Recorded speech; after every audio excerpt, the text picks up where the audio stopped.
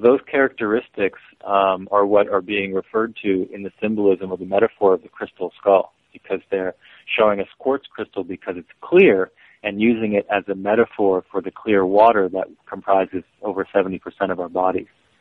So the idea of drinking sacred waters has to do with the action of vibration in the system of the human body. And the sacred waters allow that vibration to build and manifest a field that's strong enough to release it from the weight of gravity. And so certainly the ancient Sanskrit-based Tibetan traditions where they used this drone drumming and very loud trumpets and clarinet-like droning instruments, as well as with big drums. All of these technologies are hidden in ritual and fanfare, and yet are very clearly creating an acoustic resonance that in fact, scientists, I have this article posted on my website, a scientist in 1939 was able to document with film and in his written reports specific events of acoustic levitation that were demonstrated in Tibet to him by friends of his. So, in 1939, these films were suppressed, and of course, I believe it was a group called the English Society or something like this, which was obviously a front for these nefarious groups that are trying to hide human consciousness and hide human history, really. So it's a suppressed technology, which I believe once the awareness that I'm bringing with the technologies of the ancient pyramids and the use of piezoelectric stone bowls, giant stone basins, which have been found at several megalithic sites, including the Egyptian pyramids, and I've written extensively on my website about those.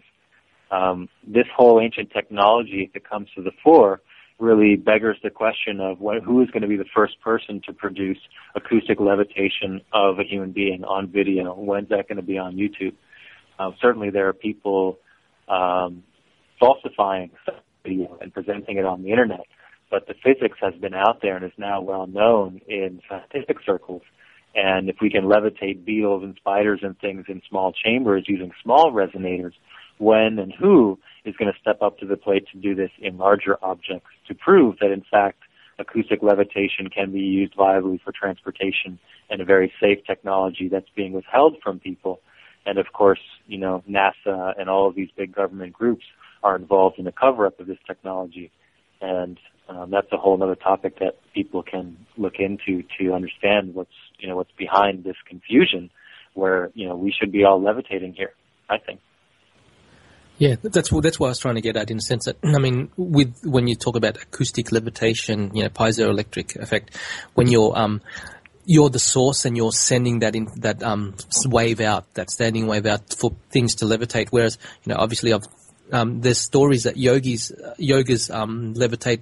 Do they levitate the same way, or do they levitate by removing the weight of their body by floating up? Is their levitation similar to an acoustic wave method? Definitely. Yogis were known to do these feats up on mountaintops and in the temples themselves, and it has to do with the acoustic conditions created in those places.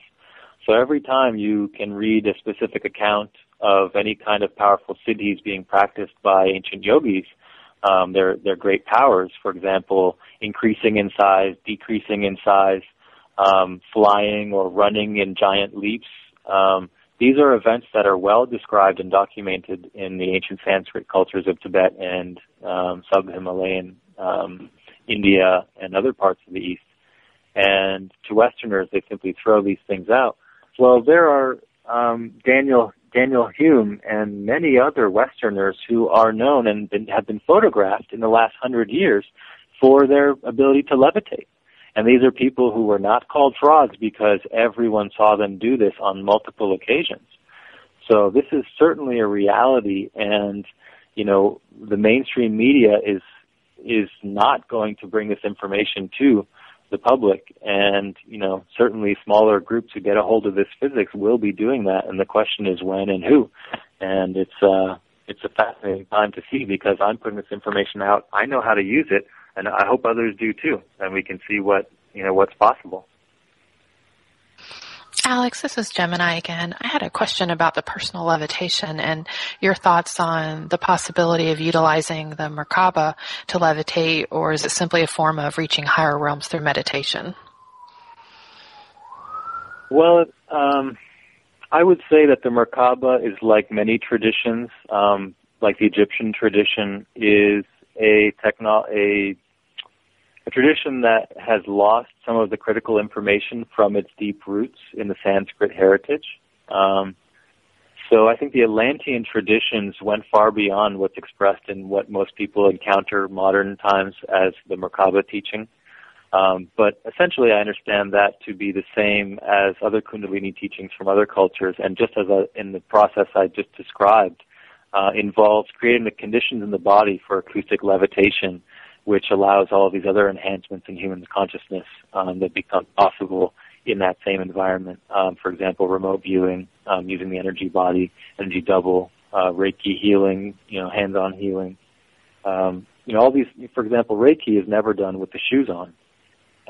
It's well known in Reiki circles that just immediately cuts your energy source off. And so, I would like to be able to contribute to those traditions and connect up further wisdom provided by the ancients that shows that drinking chlorine is also not something that should be done for Reiki masters. And there are so many thousands of people out there calling themselves Reiki masters who live in a toxic way. And I'm not, undermining the fact that they certainly produce results, but I would love to be able to share the information that would enhance their results and, create a situation that will allow their levitation, their demonstration of many of the cities which are now considered lost by modern yogis, but in fact must be practiced in different places on the planet and will be more so in the future as the energies increase at these hotspots. All right, thank you. Sure. So Alex, this is Green Meadow again. What are the opportunities that might become available with the 2012 changes? Well, I just wrote an article trying to address that exact question, and in it I've illustrated what I believe will be happening at the Mayan pyramids and, in fact, at all the temples worldwide. If you visit my page, Human Resonance, www.humanresonance.org/maya.html, there I've got a recent article which connects the idea that high atmospheric red sprites, which have now been recently documented, are in fact depicted in the ancient wall murals and codices of the Maya. And I've been able to pull out several different images provided by the ancient wisdom traditions that directly depict red sprites flowing from the pyramid tops in a standing wave pattern, as I'm presenting throughout my website, using the different geometric and physics papers that I've assembled and put together. So it's an amazing time because a lot of the enigmatic imagery that the Mayans include are now being understood from a scientific context in the high atmosphere. And as I put two and two together, it shows every other prior explanation for these phenomena that have been, for example, encoded into the geoglyphs, like the Paracas candelabra, or what's called the candelabra, which essentially I described in my other article,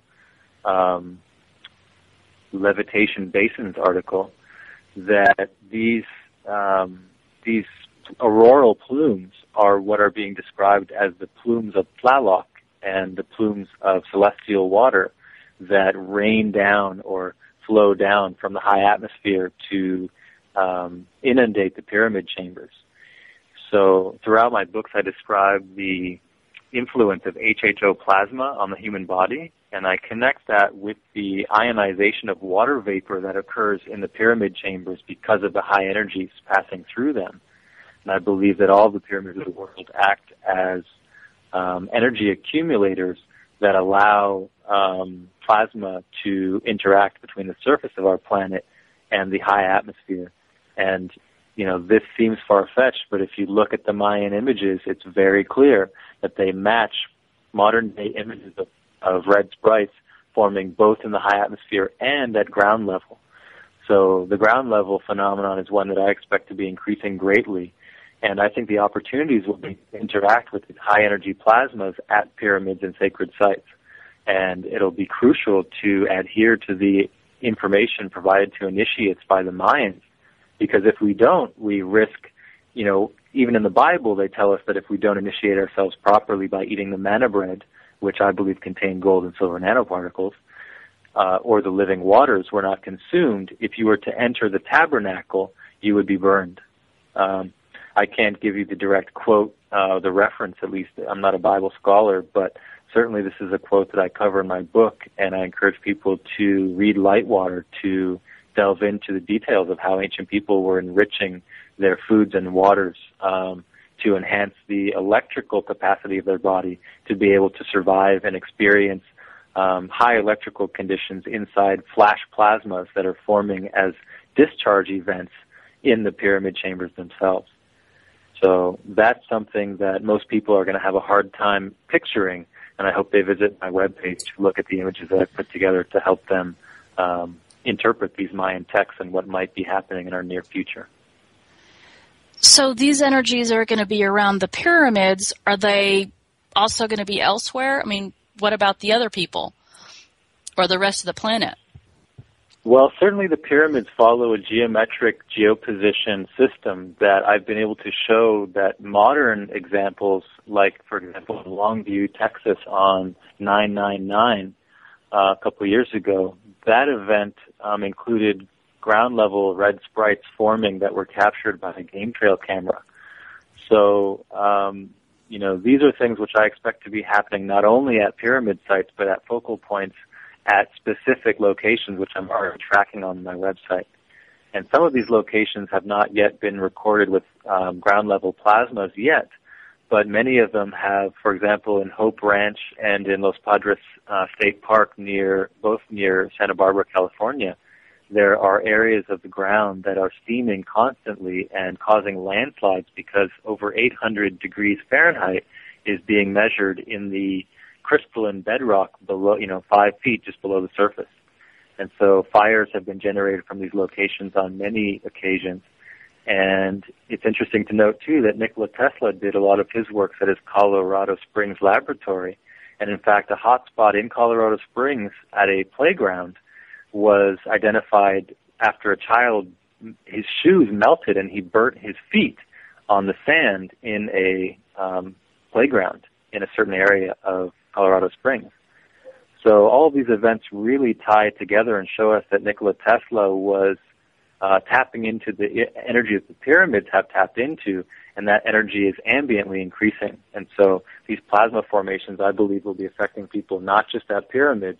It's simply that the pyramids will be the places where we can receive these energies, and in fact, they may be occurring in cities and other hotspots which are going to be detrimental to people who are not practicing sacred temple lifestyles in those places. So part of my task is not only to encourage people to go into the light, into these energies of high resonance that are properly maintained as pyramids, and as well to balance that with the caution and the warning for those who are living in cities and, putting themselves at risk by being around technologies which are not in tune with the changes occurring. And so what will the positive effects be of this plasma? Well, right now, experiments have been conducted that we can look at results in the lab of exposure to these plasmas. And in the Godlight article, which I mentioned earlier on my website, Troy Hurtaby's research really identifies the conditions that occur in people exposed to these plasmas. So in his work, he was able to treat people for 7 seconds and have several sessions of that spaced apart by a few days. And he was actually able to, he cured cancer, leukemia, breast cysts were reduced in size dramatically after seconds of exposure. So the case histories are all there in the article for those to read who are interested.